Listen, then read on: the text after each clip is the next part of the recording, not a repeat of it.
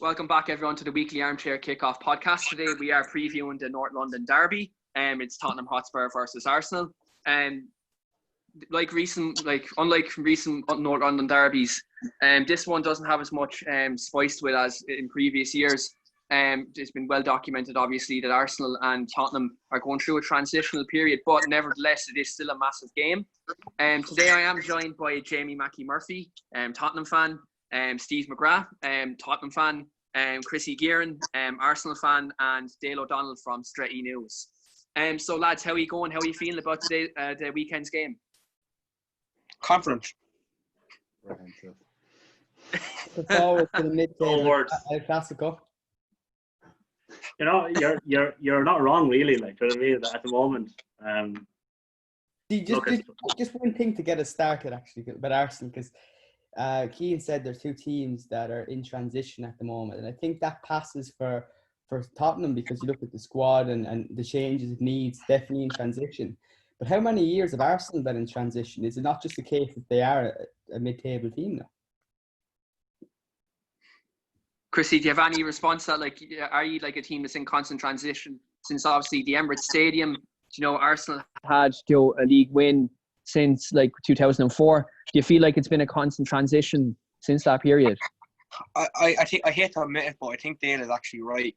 We're probably more of a mid-table who's lucky to scrape fourth than a team that's in transition. You know, you're talking our last decent season in terms of like consistency is probably 2010, 11, in around that kind of period. No team goes in transition for 10 years plus. You know, that's just not good enough. I think as well, Mourinho made a very good point when he went back to Chelsea about teams being in transition, because United were under David Moyes at the time.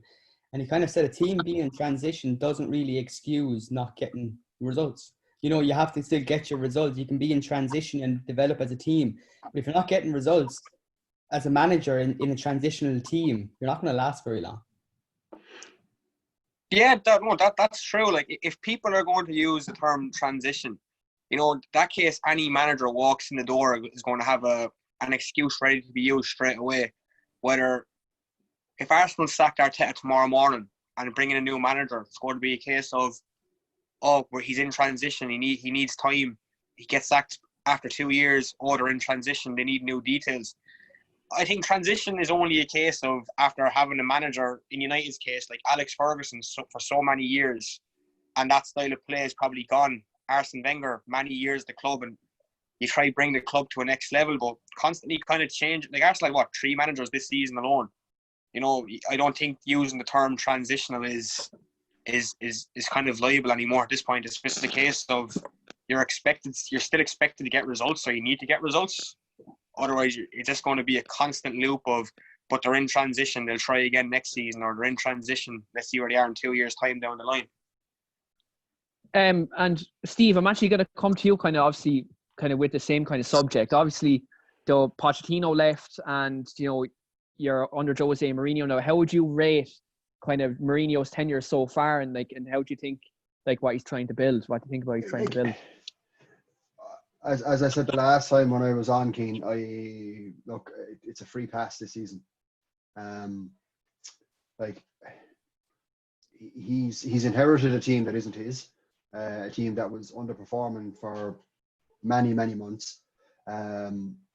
It's hard to get that, to rejuvenate a squad like that. In the meantime, then as well, like you've got two of our record signings who aren't really like his style of players. Lo Celso is coming on an awful lot. I think he will be very, very good. But like in Ndombele, it's just not working out. And I think Mourinho's just basically, he's long said it. Like even before the lockdown, all he kept saying in his interviews was he just couldn't wait until July. And when he had July, and he had a pre-season, and he could do what he wanted with the squad. So for me, look, we're playing for just pride at the moment. But I'm okay with whatever happens this season. It's next season where I will be very harsh on him if he's not performing. As I don't know, was it you, Keane? I said it to somebody the other day. I said, just ask me about Mourinho at Christmas.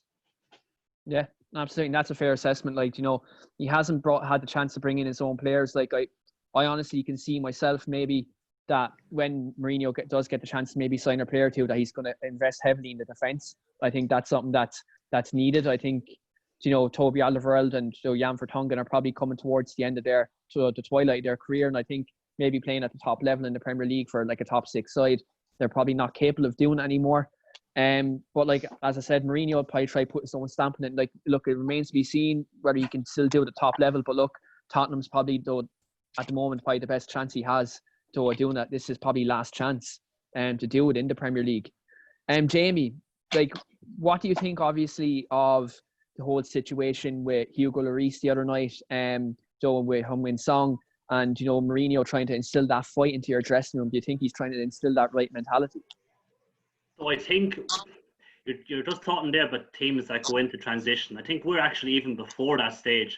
We're probably stuck between a limbo of the old stage of our old team and a pre-transition. It's like we still have the same players though, because of the fact the club hasn't reacted for over 2.5 to 3 seasons. We're trying to transition with the same players we've had with 5 years. When really a transition would be happening when a lot of the old players will start to go to one side to a different team, and then we have a new set of players to basically work on, like Arsenal have done over the last probably 10 years. We haven't got that. We still have the same stale squad that has been there for so many seasons now.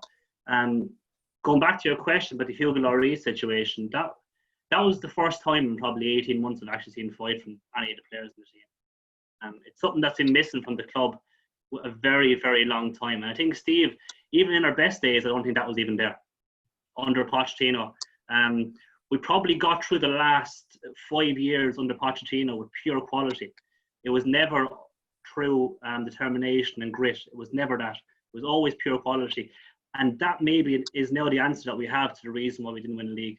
It's because that grit wasn't there with that quality. And I think, look, Mourinho's a big job.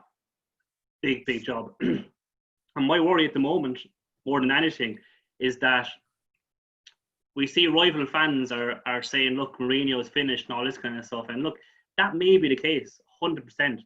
But the team and the players that are currently playing for Spurs have not been good enough. And I do not want to see Mourinho to be an excuse for how bad they've been for that 18 months. The Champions League was absolutely amazing to get to it. But the league form before that was so bad. Like, we played as bad as what we played last season under Poch for the last 6 months. And I think a massive gloss has been put over teams because rival fans have seen us in the Champions League. They're the games they've watched, but they haven't watched the week in, week out games. And we were so bad last year. It was an absolute miracle to get to the Champions League final. A miracle. Don't know what happened. And I was only saying to my brother last night, who was also a Spurs fan, I said, I don't know who we've sold our souls to get to the Champions League final, because this year we have no luck whatsoever. It's like all our luck was put into that 4 or 5 match days to get to the final, and now it's like we can't get anything back. And look, it's a stale squad. I think a big revamp is needed. I don't think it's 1 or 2 players. I think it's a good bit of that squad. Maybe half, maybe even 3/4 have been a little bit harsh, I think. And I'm just going to come to the Arsenal fans with kind of relation back to this situation. Like, William and Chrissy, like, Mikel Arteta's come in and like he seems to be developing like kind of the right principles within the club. He's trying to get rid of the bad eggs out of the dressing room, though Guendouzi being a large example of that. Do you think maybe if Arteta does get the boards back in terms of recruitment, do you think maybe he can develop something good at Arsenal, maybe bring him back to the top? And William, I'm going to come to you first with regards to that. Personally, yes, I believe that he could bring us way back to the top. Even in just a short time, I can notice a big change in the team. There's a lot more fight. He's bringing in his main thing is he's bringing in a culture that's just like, it feels like Arsenal again, and it feels like if he got the backing that he would bring us back up to the top. I don't actually think he's going to get the backing though. I do not trust our board. Like, you've seen that he's just had to give contracts to everyone in the background. All of our defense, which we need more good centre backs.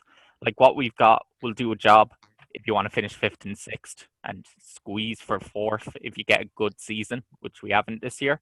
But personally, I think with the right backing, he can do wonders. I think you've seen the change in our team from when he's taken over. Like, we've lost 3 games. One of them was to City. One of them was a close defeat to Chelsea.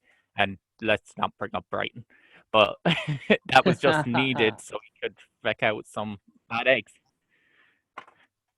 And Chrissy, do you think yourself, like, is Arteta maybe, is he going to create a good squad? Is he going to, you know, build something, or do you think maybe he's just going to be kind of a stepping stone for maybe a bigger manager to come in and maybe win something for Arsenal? It's an interesting one. I remember one of Arteta's first interviews at Arsenal, and it was in relation to the 3-0 win City had before Arteta got the job.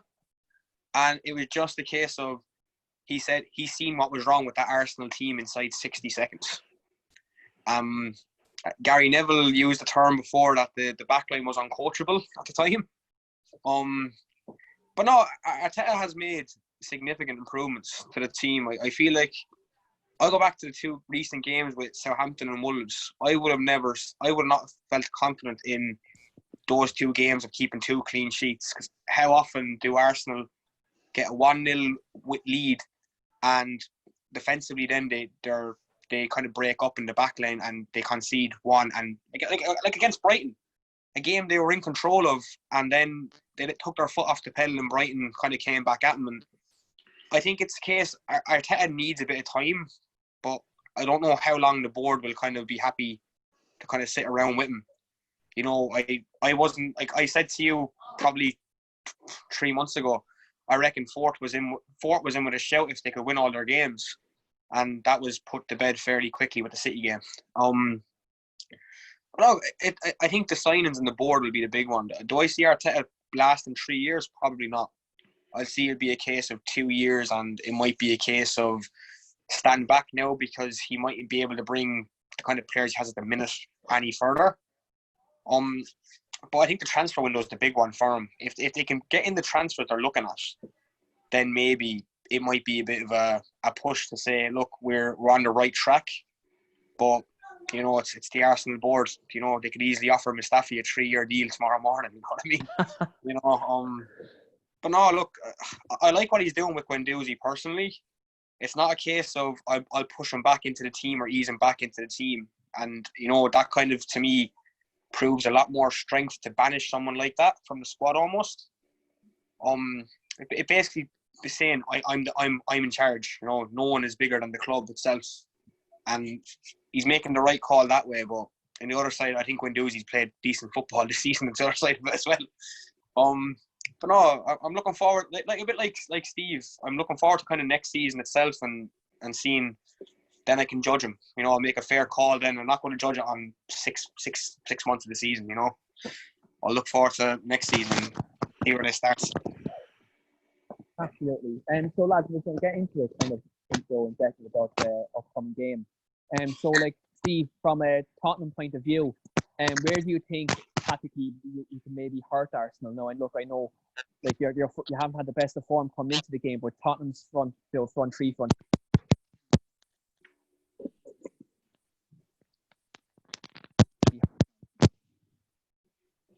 Losing you there, Keane, sorry.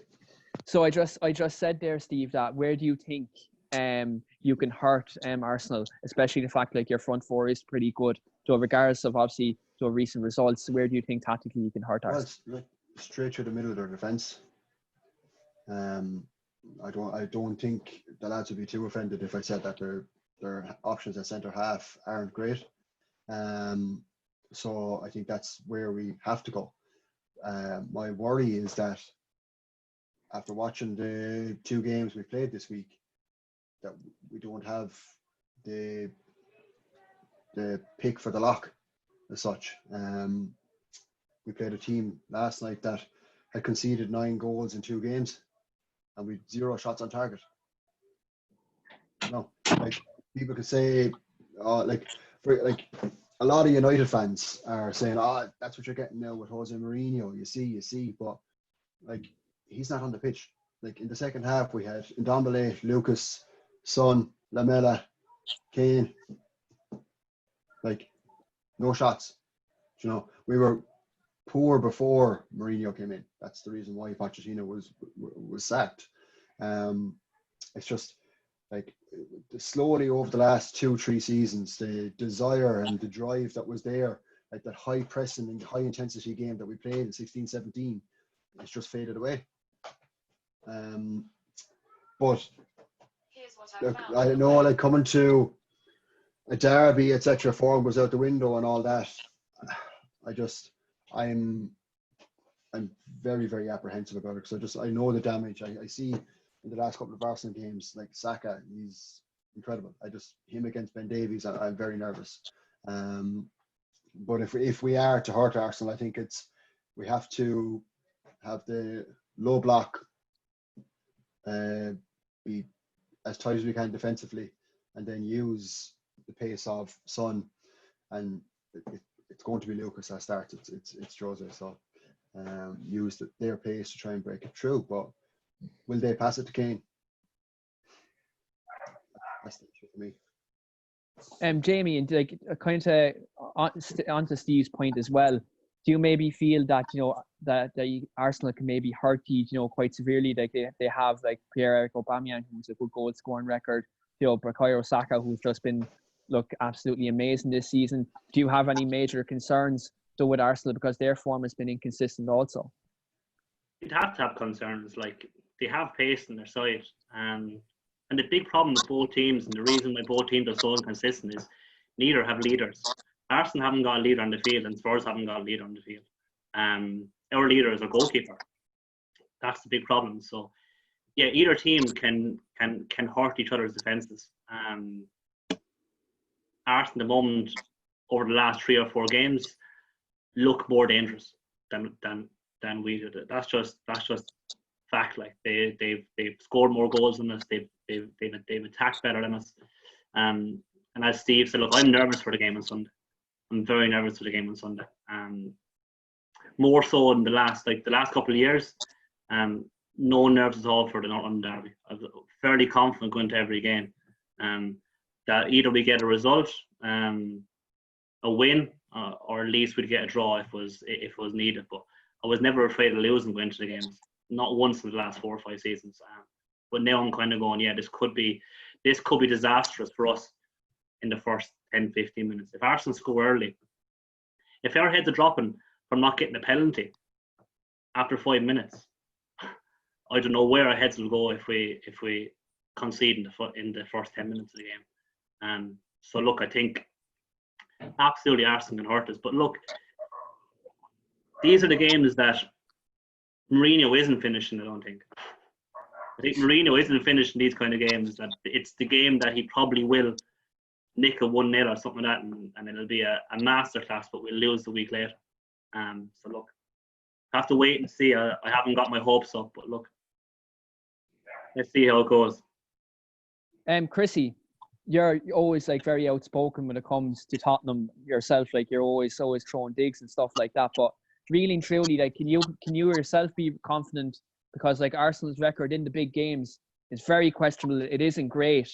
Like how confident are you that you can maybe break Tottenham down? Because as Jamie said, Mourinho in the big games, he has a fantastic record, and he always seems to have the way to grind out a result. Are you really confident you can win this game? Actually, this time around, I'm actually a lot more confident than previous seasons. And that's only based on recent form. Like Steve mentioned it, that Spurs don't really have that kind of attack midfielder who can kind of break the Arsenal defence down, maybe. On the other side, I think Tottenham's front 3 or 4 is quality. You know what I mean? They'll get chances. No matter what point or part of the game. The ball will fall to Bergwijn, or it'll fall to Kane, or it'll fall to Son, and they've proven they're well able to score from distance. I think the game will possibly be won on the wings with Saka up against Ben Davies, or I think the Kolasinac-Kieran Tierney link-up since the restart has been pretty decent in terms of getting down the left side. But the more I kind of think about it, like I wouldn't rule Spurs out or Mourinho out with the, I can really mess with Arsenal fans here. I'll get 1-0 up and that's it. They just won't break us down. But on recent form as an Arsenal fan, I have to be more confident. We're scoring goals. We're only conceded one in the last 4 Premier League games. Which is rare for Arsenal. Like even against Leicester the other night, we'd 7 shots on target in the first half. It's the first time we've done that in 5 years. So it's just probably a case of what way Mourinho probably lines up his team to face. Is he expecting Arsenal to have more of the ball, or is Arteta expecting Tottenham to have more of the ball? I like Jamie said, the game is really, the first 10 minutes will probably tell the story. Arsenal had a few games previously where they can tear teams asunder inside 5 minutes and score 2 or 3 goals. But they also have a bad habit of going into away games where they just move the ball really, really slowly and they can get open up fairly quickly. It's a case of Xhaka passing the ball too slowly, and it could be a case, Lucas Moore could break onto one, and before you know it, it's 2-on-2. And I know, as a Tottenham fan, I'd much fancy me chances of Harry Kane up against Luiz than Luiz to do a job on him, that kind of way. But no, I'm a bit more confident this time going into the game, definitely. And William, I'm just going to come to you with regards to this game. Like, who do you think could be like the key battle? Like, who do you think who might win the game for Arsenal? Personally, I think the key battle will be on the wings. You've got like Davies against Saka, and you'll have on the other side Aurier against probably Aubameyang, because he never plays as striker, even though I would love him to in this one game. I think we'll win it on the wings. I don't think the midfield will be as much of a battle, and it's if our back 5 can be as good as it has been since it's become a back 5. That's one thing that's not. Like, our defensive record was terrible, but ever since we've gone into a back 5, it's like put an extra player in there to not make mistakes. And Mustafi hasn't really made a mistake. Kolasinac hasn't made a mistake, and I would do, as Chrissy said, I liked him and Tierney, especially because Kolasinac has played left back. He can play the left centre back, and they can alternate. They've got a really nice partnership, and I just feel like our centre backs versus Harry Kane will just get too much as well. Dale, from an outsider point of view, obviously we're both United supporters. Like, from a neutral standpoint, where do you think who has the upper hand coming into this game? Who do you think is going to win? I think the lads are probably right in Arsenal's defence, trying to form something at the moment, and it's promising the early signs. I think probably Arsenal going into this game might slightly edge it, but I do think the Spurs will come away with a win. I know it hasn't really been focused on in the lads' chat, but Harry Kane against that Arsenal defence. I know the Arsenal defence is looking good at the moment, but I can just see him eventually just scoring a few goals before the end of the season and winning the games, a hat-trick or so, and I can see the Arsenal defence absolutely crumbling in his hands. Again, it depends on how Spurs approach the game. We can't forget that Jose Mourinho is manager in these games. He likes to try to control the game. People try and call it anti-football. It's not. You can actually understand what Mourinho is trying to do in these games by controlling the opposition and throughout the game. But just something Steve picked up on was the amount of shots on goal has been lacking, and you put it down to the players. But the one thing that I find when I'm on these podcasts and I listen to yourself, Steve, speaking as Spurs fan under Mourinho, they're exactly the same things that I was saying about when he was United manager at the very start. And I wanted him to become United manager. I really wanted him to work. I was a massive Mourinho fan. And I just think there's so many factors as to why some of your players aren't performing that you could put down to him. And I know they haven't been performing previously under Pochettino, and that's why he got the sack. But he picks his favourites and he picks his enemies. And I think in the modern game, you look at successful coaches like Jurgen Klopp. Nowadays, that hard iron fist manager doesn't really work because players won't take that nonsense, and they like to have an arm wrapped around their shoulder. You've seen the different Solskjaer now with the United players and Mourinho. You look at Luke Shaw, you look at Marcus Rashford, and the players that had an arm around the shoulder, it makes a massive difference. They don't all need it. Some guys are tough mentally, and they're the guys that Mourinho usually focuses on. if Mourinho had a chance to build his own team, if you realistically think about it, he's not going to get the players Spurs fans want. It won't be a young side. It won't be like an attacking, fluid team that you had in 16, 17.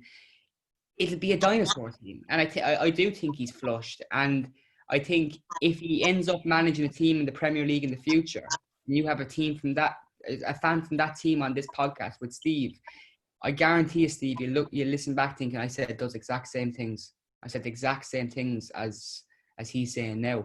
And I think with the midfielder Tanguy round now with Mourinho, he's a new signing. He's a relatively new signing. And if players start falling out with the manager, Mourinho won't have his time to do what everyone wants him to do with Spurs.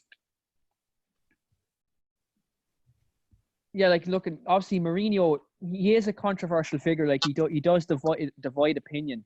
Like I suppose it's well documented that United, he did have his fair share of falling outs, but then he did have his favourites. Like he did like players like Joe Marwan Fellaini, who was a dog and he used to fight for Mourinho. Like Mourinho probably likes that with the likes of Eric Dier, and other players like that, who do have a strong mentality, but probably like young players he probably doesn't favour him, which Dembele would probably come into that category. It just remains to be seen whether he can adapt. It has to be said, Keane, too, from what I've been told, Tanguy hasn't helped his own case and he's been causing issues himself at Spurs. So I'm not saying that Mourinho has picked on him. What I am saying is Mourinho does pick battles. And in the modern game, you look at these successful coaches, you don't really see Klopp picking battles with players that are starting games. You seen him pick a battle with Daniel Sturridge a few years ago because he was out of the team he was causing problems. He was saying he was injured and Klopp didn't believe him. But Mourinho, no matter where he goes, a few weeks and he's picked out someone that he has an issue with. I think as a manager and as something Pochettino brought to Spurs, he got the best out of players I think he got the best out of players and made them look far better than what they actually were. You're not going to get that out of Mourinho because he doesn't put the arm around the shoulder. He doesn't make players, I think, feel welcome. And I think nowadays we talk about in any line of work, management nowadays has to be a lot more careful than they were 15, 20 years ago. And Mourinho needs to wake up, or else after this Spurs job, I don't think any big club are going to touch him if he doesn't wake up.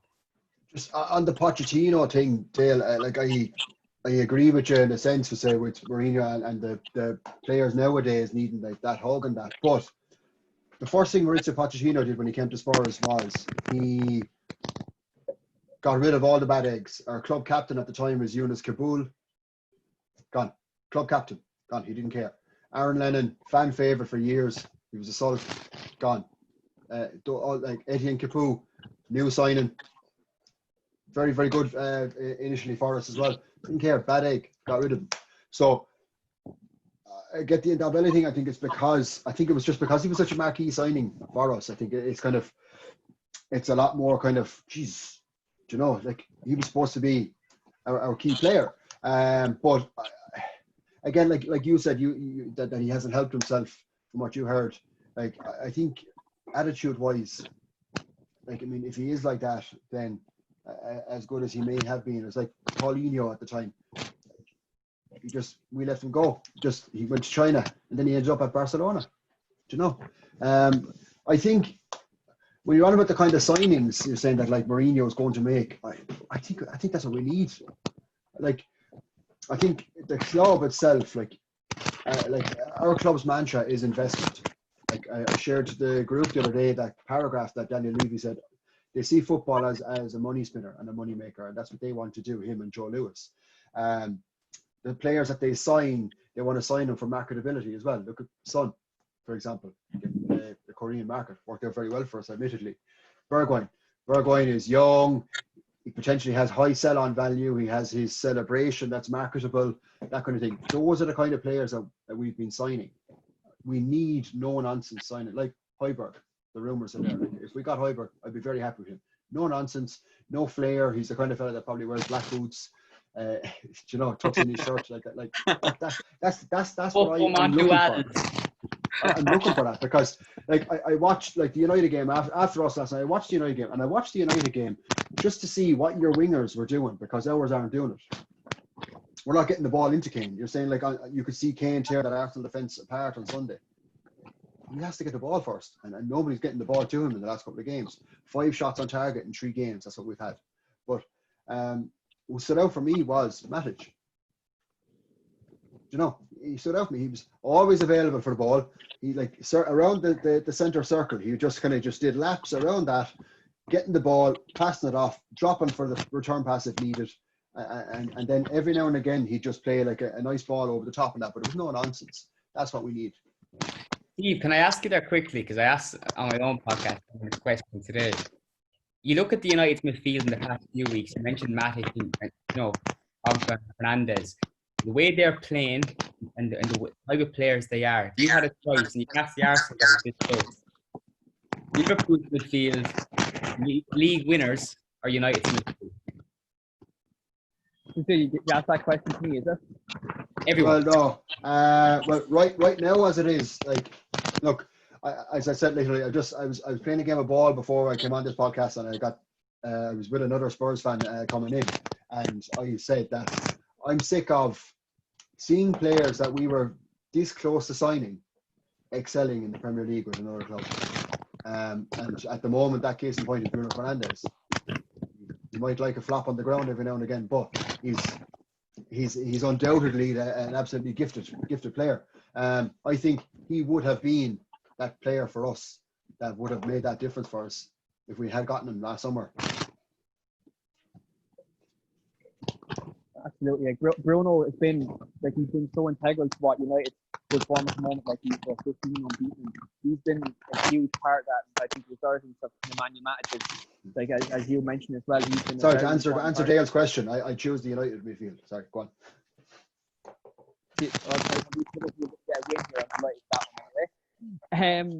So lads, so one thing I'm just going to highlight here, in the news recently, Eric Diers is obviously after getting a 4-game ban,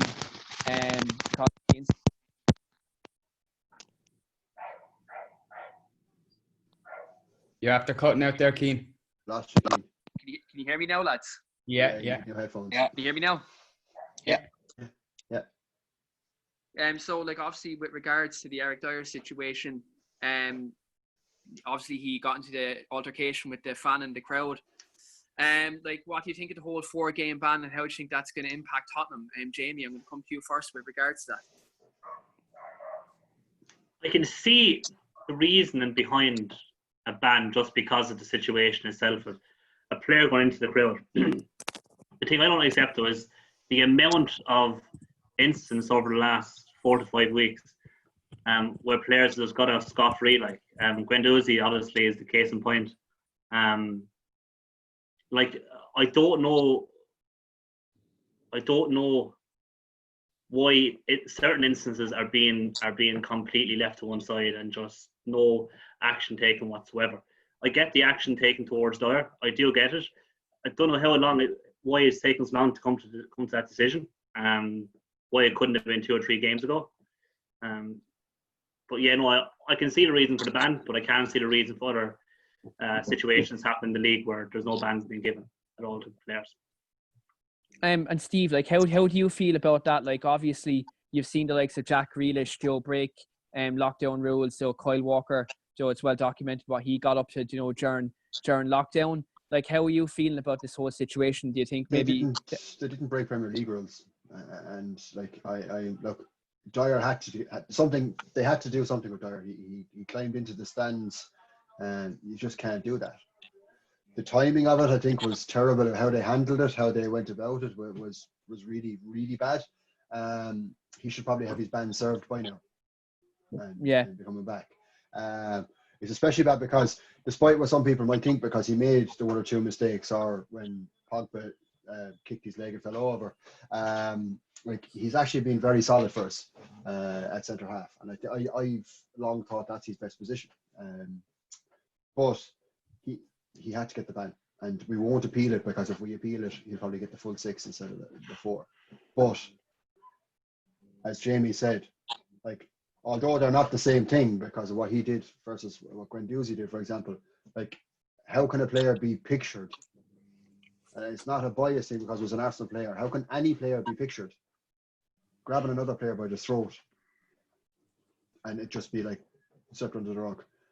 And even like I said, to try and kind of balance the scales a little bit, the Jamie Vardy incident the other night, on was it Socrates or Saka? Mustafi. Mustafi, sorry, yeah. Like Vardy had a look. I felt that at home. Vardy had a look. He did. He definitely did. Like that wasn't a natural act, or that wasn't an involuntary action of his leg. That was directed. Do you know? But I don't know. I think the whole officiating in general, be it VAR, the on-field officials, or the FA's disciplinary panel, I think this season has just been absolutely abhorrent. And on the topic of VAR, obviously, look, there's been highlighted decisions this week with penalty decisions and potential red cards. And I'm just going to, Dale, I'm going to come to you first with this. Like, what do you think of the whole VAR situation? Obviously Bruno Fernandes got a very questionable penalty, we should say. The other night that could have resulted in maybe him getting a red card in another situation. Like, how do you feel how VAR has been kind of dealt with this year? I really don't think Bruno Fernandes warranted any booking whatsoever. But on VAR, I think we'll get to the penalty itself in a second. On VAR, the Premier League came out last night after those games and condemned the decision of three decisions or 2 decisions, and these all went to VAR. VAR came back and did not reverse the call in any of them, and the Premier League came out and condemned that. I thought that was really strange. They have not done that before, and it opens up so many doors to scrutiny for him, because let's be honest, not everyone is 100% in favour of VAR, because some people are kind of on edge about it. It's still being tweaked. It's going to take time. It's going to have issues. I thought the Premier League stance last night was quite strange because they haven't done that before. On Fernandes, I do think it was a soft penalty. I think if you want to argue in favour of it standing, you could say Fernandes was entering the box. He was attacking.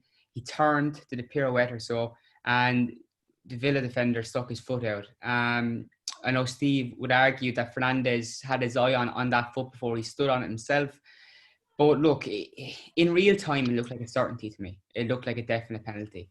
When I seen the replays, I started questioning it. And I think as a football fan, you can't just look at this or any incident as just a fan of your own club.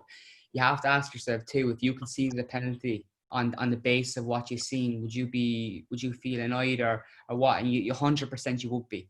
If that was Manchester United that conceded a penalty like that and we dropped points in this race for Champions League football, we would be absolutely gutted. We would be fuming and we'd be all on Twitter complaining about officials and VAR and so on. So just sometimes, to break it down, I don't think there's any team that gets called in favour to them too much. Over the course of the season, it evens itself out. You look at Sheffield or Villa, for instance, they got lucky with that goal that wasn't allowed against Sheffield. This penalty, they'll argue, it went against them. Over the course of the season, it evens itself out. And I think that's going to be the case for anything with VAR too. It's going to take time. And Jamie, how are you feeling about VAR at the moment? Obviously, it's being scrutinised heavily. Like, from a Tottenham perspective, how are you feeling about it? No, I suppose the point that Dale made there about over the season that even itself out, I suppose from a fan's perspective, the reason VAR was introduced in the first place was that the decision will be made correct all the time. And there wouldn't be a case where we have to even out over the course of a season, because if VAR wasn't there in the first place, it would even something else out. So it would still have the same result at the very end. But I completely get the point. And I suppose over the season, Sheffield United had a decision against us for a goal earlier on the season when we played them at home, and it was an offside decision, and it was crazy how why it was actually given as offside. It should have been a goal, so it does even itself out, but that shouldn't be the case. It should be that the decision is always correct, no matter what. You're right. You're absolutely right. I think also when VAR came in, there was an argument that part of football is when there's controversial decisions that we all come away and we go to the pub and we have a pint and we chat about what we thought. That's something we all love about the game, and we're still doing that even though VAR is here. I think on that, I think you have to be quite realistic and say every piece of device that we own, give it a phone, give it a laptop, and so much stuff put into these things, they don't always work. sometimes there are faults, and it's just like human beings, like referees. You can have 20 officials at a match, and you still have a controversial moment or two. Decision, yeah. I think VAR. I think it's something that over time these things will be ironed out, and it's just unfortunate for clubs that are going to miss out in the meantime. I think though people shouldn't get too in a huff about the Bruno Fernandes penalty, because United went on and won 3-0. It had no effect on the game, and I think it has no effect either on us, or it makes no difference to Aston Villa's position in the table. They're there because of their own fault. And I think I seen a few Villa fans last night tweeting about how this was, the injustice of it. So there's no injustice of it. You're in that position at the table because of your own doing. That's not based on decisions from VAR and referees. It's their own fault. And I understand Liverpool fans in coming out on Twitter and slagging off Fernandes are going down a bit easy. But not long ago, were we all saying the same thing about Mohamed Salah? And Sadio Mane. A week ago. Yeah. But again, I suppose the thing with VAR too, that's the big talking point, I suppose, is the referee who's actually in the VAR box. I suppose at the moment it's kind of like it's human decision that's still getting it wrong. It isn't VAR itself. It's my best friend is up in that box somewhere and he's telling me that I made the right decision. Brilliant. Alex Ferguson was up there last night, apparently. Yeah, exactly. Yeah, exactly. And that's the part where it's still human error. It isn't VAR error. It is. I agree with you, Jamie. Like, I mean, it shouldn't be the same panel of referees. That itself from day one when they announced it, that is the part to me that I couldn't grasp. How is it these guys who have worked together season after season, they train together, they go to meetings together, and now you're asking him up there to overrule the lad that he's probably getting a lift home with. Do you know what I mean?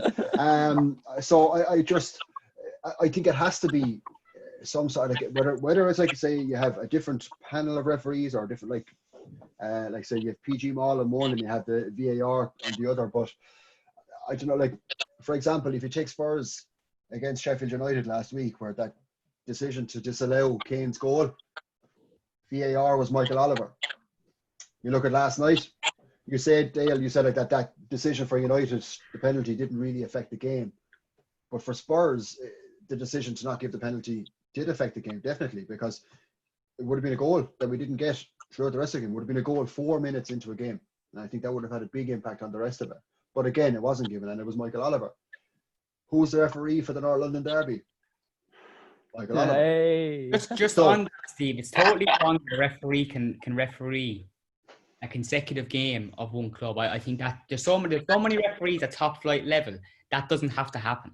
Yeah, that's it. Like, exactly. Yeah. How can in the space of a week and a half, Michael Oliver be the VAR in 2 of and the actual on-field ref in 1 of 3 Spurs games? It doesn't make any sense to me. But you know what? It's actually unfair too on Michael Oliver, because like I totally understand what you're saying, the Spurs fan, and you do think about it.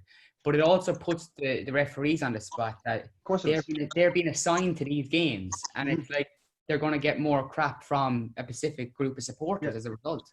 Mourinho, and they get enough of crap. You know what I mean? Yeah, but Mourinho, for example, say, like last week, he made a statement about Michael Oliver. He said, the referee who isn't good on the pitch, you can't expect him to be good off the pitch.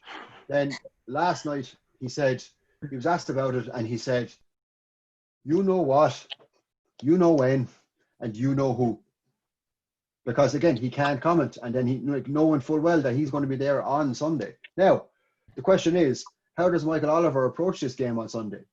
Does he have a grudge? Does he say, oh, well, Mourinho came out now and said that to me about me out in public?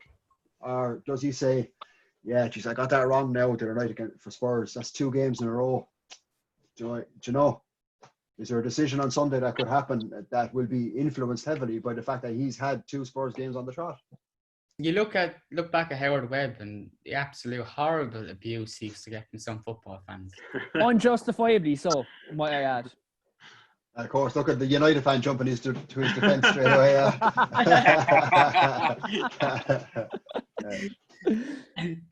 I'm waiting to see the Howard Webb stand at Old Trafford. I'm getting the thing up like your banner, the Spurs one. It's a mosque of him up here. You're going to have that right beside the clock on your tattoo, Dale, yeah? No, I'm actually getting a picture on my chest. But yeah, no, like I see, like that whole thing, like I mean, like, fair enough. I always kind of like that was always a bit banter on that, like, but there's so much scrutiny now on the officials. I think it's also unfair on them to have them as the VAR and the on-field ref. I think there should be a separation between the two. I don't know. And you ever see that clip of I think he was an Australian referee. It was his last game in the A-League in Australia before he got moved to the Championship in England.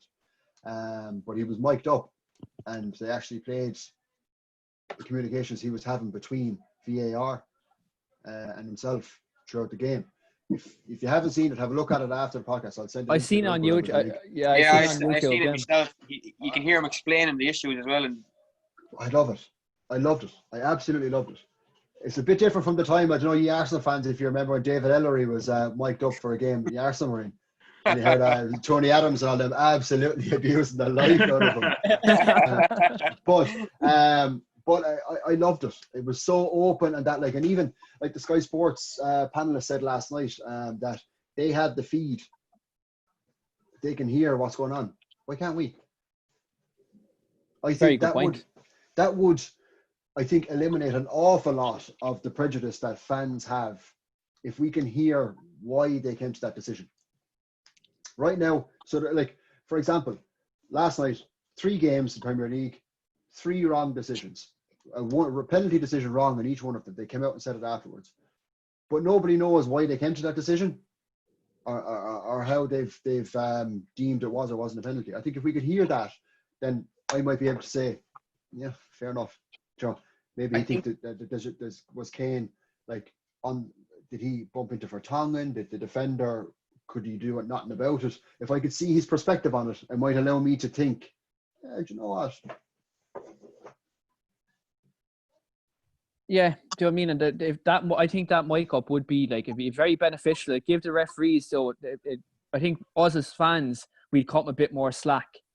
Do you know? Whereas now, slack maybe. Do you hear what he said about Fellaini, or do you hear what he said about Toby Alderweireld? Well, look at the way it is in rugby. Yeah, exactly. Yeah. Do you know, that's like, look at even if you look at American football, the ref has the little mic on his belt and he announces what his decision is and why. And you know, I think also kids need to be shown from a very young age, and it needs to be really pushed in to have respect for the officials. I know we all come on here and we complain. It's disgraceful. Like, the older I got, when I was younger, I was watching football and I probably thought it was cool, to see someone mounting at a referee and whatever. Yeah. The older I've gotten and watching, I think it's actually disgusting because there's so many kids watching the game. And you mentioned some of the Arsenal players. It's not as bad as it used to be. I remember the United and Arsenal rivalry was fantastic, and players clashing, the referees, the small referee being in the middle of so many big men killing each other. It was crazy. But the referees, they need to be shown more respect. And I think you said it, Steve, that they're being asked to do the officiating of the game, which they've always done. And I think people brought in VAR because they needed more help. But they piled on the work by making them do VAR and refereeing. So they're not really giving them any help. It's making their job a bit harder. They definitely need to have a panel of or so of maybe 30 people that they vote every season to do that job, and not the referees. Yeah. Like, name me another sport where you're allowed to, like, basically just confront or go face to face with the official. Hasn't there been some ugly cases in tennis with umpires? There's been some ugly cases frowned upon, but there's been some ugly cases, like. Yeah, but look how heavily condemned that is in the sport of tennis when it happens. Like, it's a rare case. I think it may be GAA, like, the refs will get a bit of abuse in that, but even still, I don't think it's anywhere near as bad as it's just widely accepted in football. I'd say the referees in GAA are used to being called an old bollocks. So lads, look back on the subject of the North London Derby. I'm just going to come to like the Arsenal and Tottenham fans within the video here now. Like, Chrissy, what is your predicted starting 11 for Arsenal coming up against Spurs this Sunday? I think it's pretty much unchanged to the Leicester game, other than I think Pepe starts out on the right. I reckon Do you think Nicolas Pepe gets a go? I reckon a front three of Laka, Aubameyang, and Pepe, and I reckon Saka will actually be on the bench. That'd be a controversial one, especially a player for his stature and his form at the moment. Absolutely would. I think Arteta is in the mind of trying to build the players' confidence, and it like a game like a North London derby. You know, if Ben Davies has the game of his life and Saka doesn't get involved, you'll have every Arsenal fan saying, "Okay, but then why did you pay 72 million for a strike or for a winger who you're not going to play?" You know, he didn't feature again. The thought of Saka coming on fresh for 15-20 minutes against the tired Ben Davies. You'd Pepe again missed the Wolves game with his wife going into labour. You have Pepe. He didn't even see you later, Dale. Pepe didn't even come on against Leicester. You know, you've a talented player who's waiting to explode almost, who's kind of sitting back thinking he'd probably go to favour Joe Willock or Reece Nelson above me, or you know, you seen it the other night when Nketiah came on. You know, I looked at Nketiah coming on the other night and I was there scratching my head and like, oh, this Leicester team is there for the taking. You know, their back three was getting at them. But no, like, I think he drops Saka for this one. I think he starts Pepe. William, do you have any kind of changes to what Chrissy said, or are you kind of in line with his lineup? Personally, I would keep Saka on, take off Lacazette, and then put Pepe on the right. So Pepe on the right, Saka on the left wing, and Aubameyang as striker. And what is your midfield and defence? Pretty much, yeah, the exact same as it was against Leicester. It's not really broke. Don't fix it. Steve, tactically, talk to me. How do you think Tottenham are going to line up? We don't really have huge options at the back, so it's going to be Aurier right back, Davies left back. It'll be Sanchez and Toby. Vertonghen doesn't have the legs for the pace that Arsenal have up top. Sanchez has that little bit of pace, I suppose. I'm not sure how he's going to go midfield wise. We know like Ali won't be there. So like it's look, Jose has his favourites as Dale said earlier on. So it's going to be Son, Lucas, Kane. But whether he plays Lo Celso as a 10 or whether he plays Lo Celso, Sissoko and Winks, I'm not sure. Yeah, I think he'll go Sissoko, Winks, Lo Celso, midfield. I think he'll go to midfield three with them. Yeah, I think he will. I think that it's probably the most combative we're going to be against Arsenal. And even though the lads have said the game mightn't be won in midfield, there's always a midfield battle in the North London derbies. Like it's always very intense there. And I think that Lo Celso definitely will give energy. Even though the other night he was very tired, wasn't he, Steve? Yeah. He looks very tired. I see exactly why he was taken off at half time. I was glad that change was made because I could see that he was leggy in the first half, and to have him on for any longer would have just meant that we'd lose something from him on Sunday. And I think if there's a time for him to shine, it has to be Sunday. He's not contributed in terms of goals and assists in the Premier League.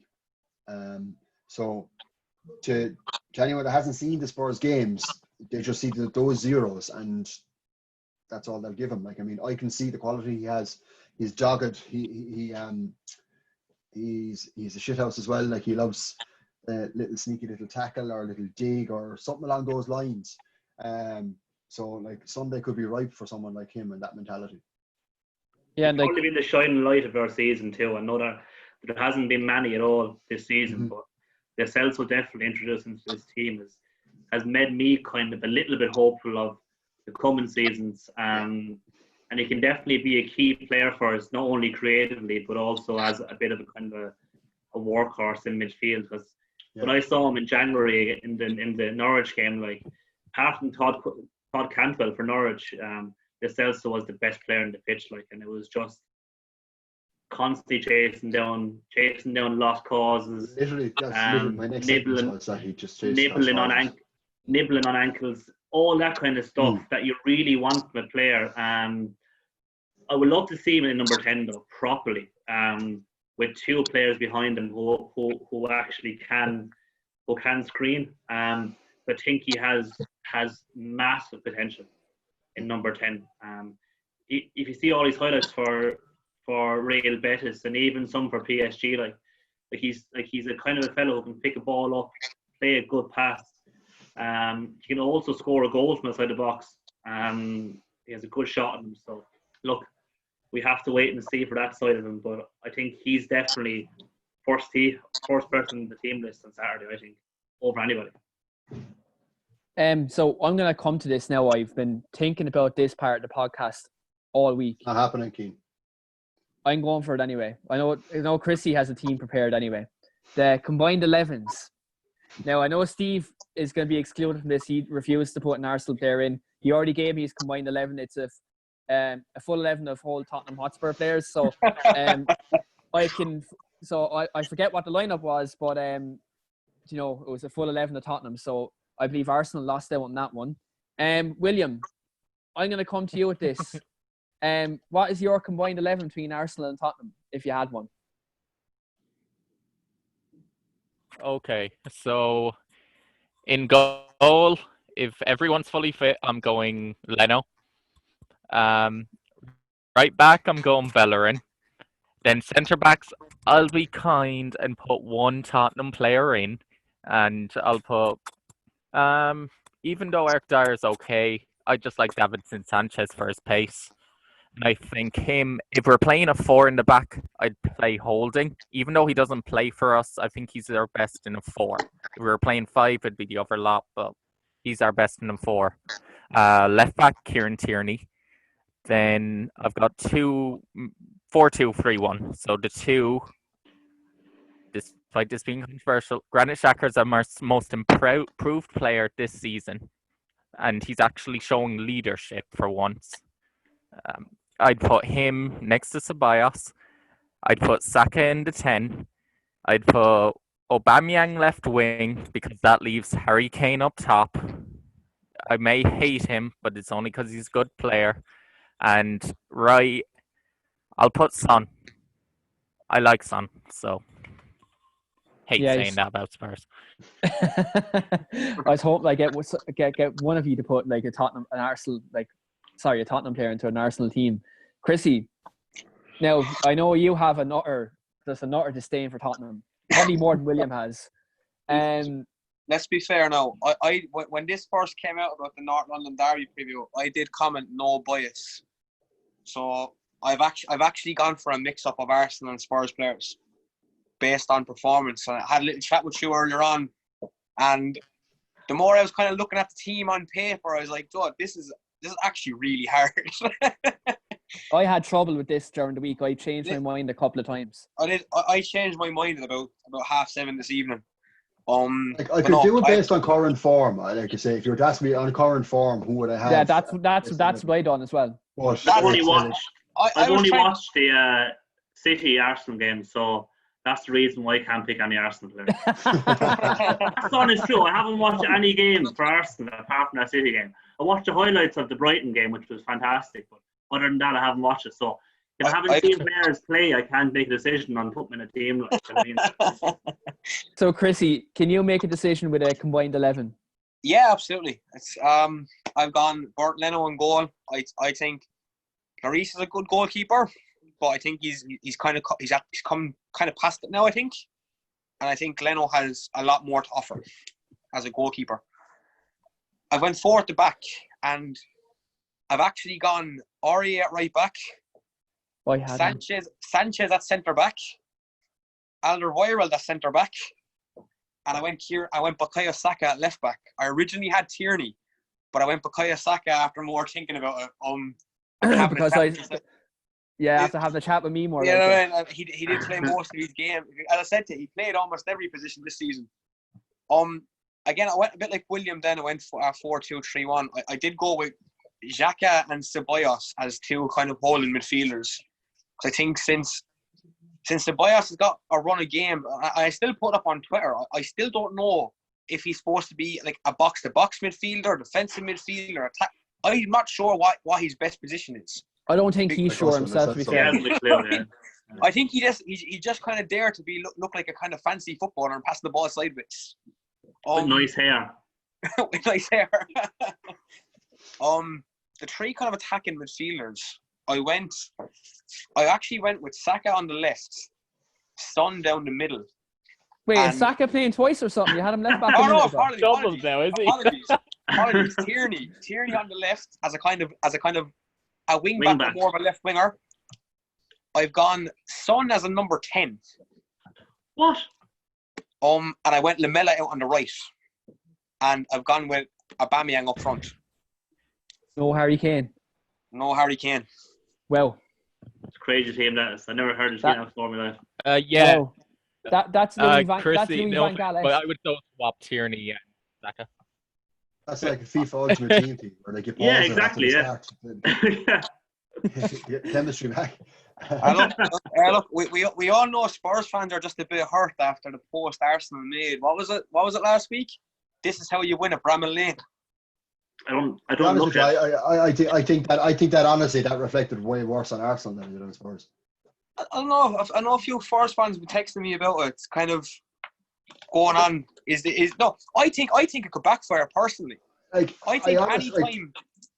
One of the things that I like about the Spurs social media team is that they don't engage in that shit. They'll put up highlights like this week. They before every game, so now say like tomorrow that now they'll put up goals from North London derbies, obviously, but they don't go like into that like kind of banter side of it kind of thing or anything like that. Like in terms of like making fun of other team. Was there any highlights after the Bournemouth game? What highlights? But leading up to the Bournemouth game, they showed goals from other games against Bournemouth. What I'm saying is like that was a clear and obvious dig at Spurs by Arsenal, and I don't know. You know, like if Spurs did that, I wouldn't be sitting there going, "Oh, what a burn!" I'd just like. No, I like the good. I like the good kind of almost the kind of banter kind of vibes we see when clubs do that. So I think it kind of fires the players up as well. You know, if you were an Arsenal player or a Tottenham player and you see that, and it's like probably one thing you'd be thinking is, so like this kind of social media admin is really, really taking the piss. You know, they won an FA Cup game in a game, you know, compared to a league game. You know, I think in many ways it could backfire on Arsenal as well, because one of the key things they're going to talk about on Sunday is if Arsenal do lose to Spurs, it'll be a case of, you know, Spurs will throw a vibe back or a dig back saying, well, this is how you win, you know, at Tottenham's ground. You know, and that I think that post is expected. Chrissy. They won't. Chrissy, I'm just going to come at you with a point about Arsenal's social media team. Last February it was, or March. Last March. I'll correct myself. They put out a tweet of Unai's at the wheel after you beat us at the Emirates last season. Then you like retweeted that tweet when you played us this year and you drew. And then he sacked him like a few weeks later. Do you know? Like I think your social media team, I think, is quite a disgrace and very uncalled for some of the stuff they do put up. And I don't often defend Tottenham, but you know, I think it was very uncalled for. One of my favorite tweets of the last 12 months was in September, West Ham tweeted a picture of the league table with them in 4th and Spurs, I don't know, was it 7th or something like that, but Spurs were actually kind of like highlighted slightly, okay? And they said, makes for nice viewing. And I replied back to it, and I just said, it's September. I promise you this won't age well. I think I've seen that recently. Yeah, and then in November, I think I just commented on it going, well. I think they were, I don't know, were they in back down in 12th, 13th, something like that. Like, and then since then, every time West Ham lose, I get loads of notifications on Twitter saying people have liked or retweeted my tweet, or replying to my tweet, like saying, well, and it's just, and it's It's one of the highlights of the season for me on Twitter. Is every time West Ham lose, it's just seeing them replies back in my mentions again. It's brilliant. Because I forget about the tweet, and like, next thing I'll just like, oh, here we go again. West Ham must have lost. I'm going to come to you with my combined 11. I changed my mind once or twice, about 3 times really, with certain positions. I've kind of went on current availability and kind of on current form as well. I went to Hugo Lloris in goal, simply because I have a choice between him and Emily Martinez, and I think Hugo gets in for me, especially showing leadership, last week in the game, and he is experienced, so he has more experience than Martinez, so he gets in. I did have Serge Aurier at right back, but I changed my mind and I went to Hector Bellerin, just kind of based on Arsenal's current form. Kind of defensively, and kind of wing back side of things, they've been decent enough. Now, I did go with 2 Tottenham centre backs. Now, I know Eric Dier isn't available, but I made this team before the ban kind of got fully announced, so I didn't take him out. I've gone with Eric Dier and Davinson Sanchez.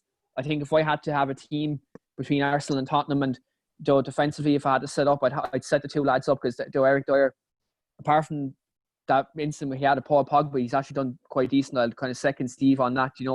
He has been very good. Again, Davinson Sanchez is his pace, on the break when teams are breaking on you. His recovery is unbelievable. I remember when he played against United when he was at Ajax, and Lingard was in front on goal. Like, Sanchez was about 20-30 yards behind him, and he ended up catching up with him, and he made a great interception. He does have that good speed, to catch people on the break. I think he's a very good defender. So I went at left back. I went to Bukayo Saka, and this season he's kind of played the majority of his games. Before the lockdown, he was kind of a left back, and he's done fantastic there. And I done it as well to kind of accommodate other players in the attack side of things. So I put him left back. I've went to the 4-2-3-1 as well. I forgot to mention the formation. My 2 holding midfielders. My 6 is Musa Sissoko. I think Sissoko is very good at breaking up the play, and he does have legs in midfield, and he does bust his bollocks for Tottenham, and he's one of the few Tottenham players who I really like. He does show a good work rate, though I do like Sissoko.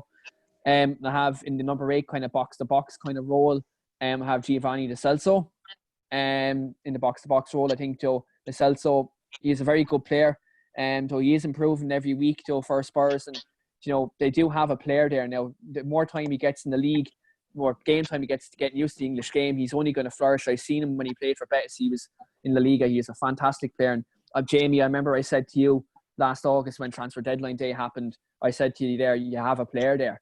I remember I said that to you at the time. I thought Lo Celso he's a very good baller. Now in the 10 kind of more advanced role, I've gone with Dani Ceballos. Now kind of reflecting now, when you said you kind of like to see Lo Celso on the 10, I think the 2 boys could kind of rotate between each other the way Pogba and Fernandes do. I think they could kind of kind of play in that pivot, in that respect. I think they do that role very well. Then the front 3, I've went to Harry Kane up front. Look, that decision speaks for itself, though. Harry Kane, the best English striker, regardless of injuries and whatnot. Harry Kane is Harry Kane. He is the best English striker out there. I've gone with Son on the right. You need Son's work rate in this team. He's a fantastic player now. I know as of late he isn't hitting the ground running, but you need an honest and you need a good player in there. Son does give you that. He does give you, good work rate, and he's a fantastic footballer. And then on the left end, I've went with Pierre-Emerick Aubameyang.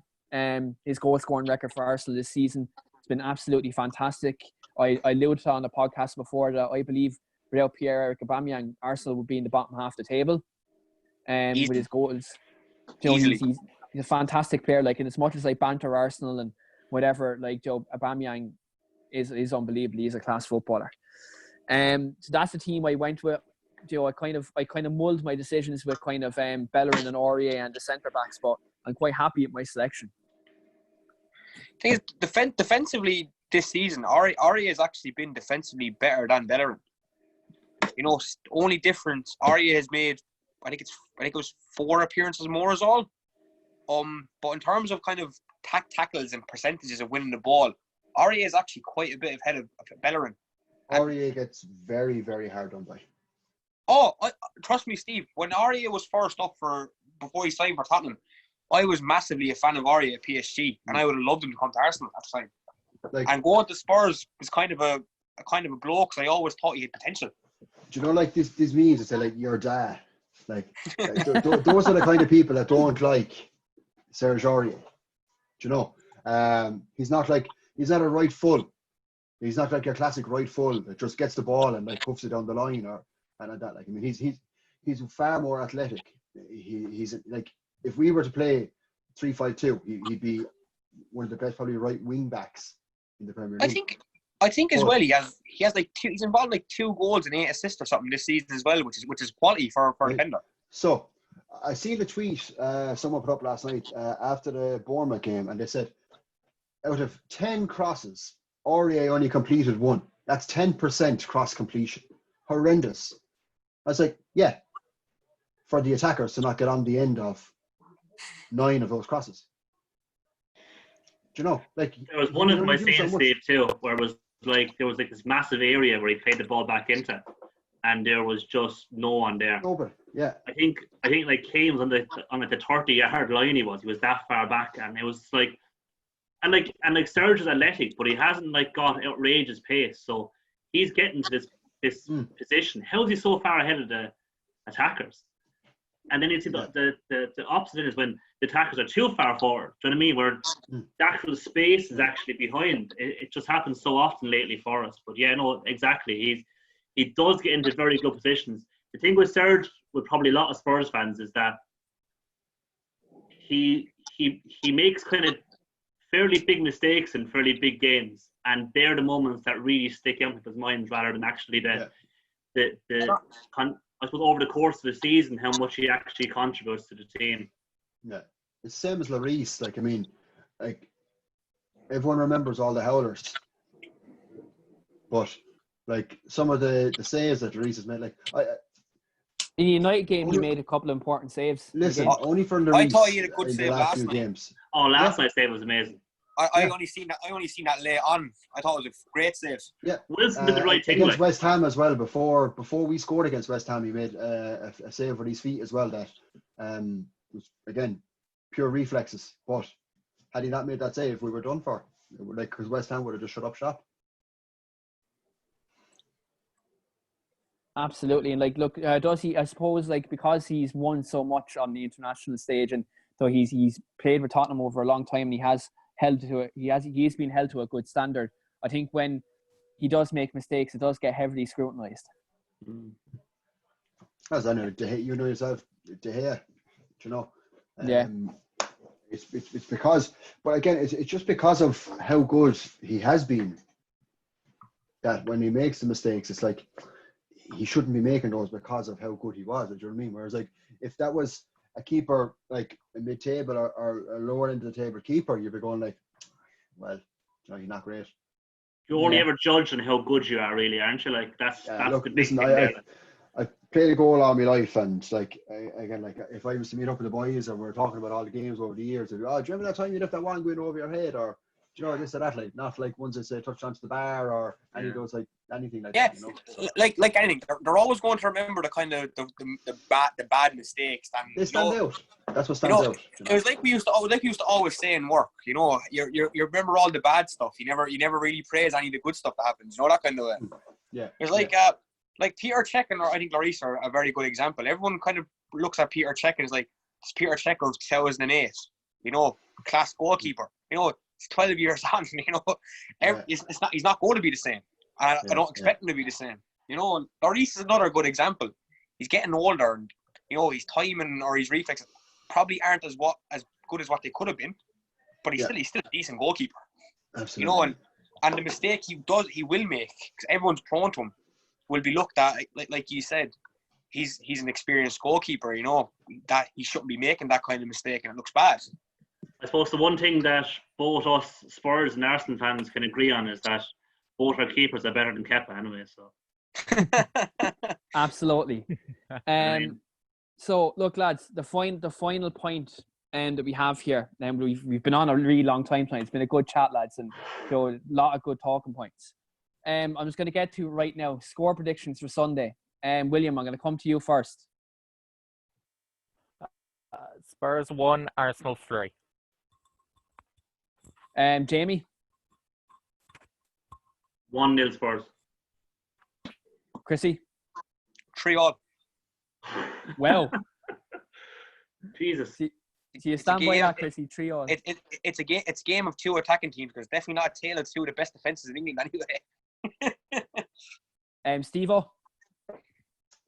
I will never bet against my club, but we have that individual mistake in us. I think we'll be a very, very tight ship at the back on Sunday, but somebody has that one mistake in him.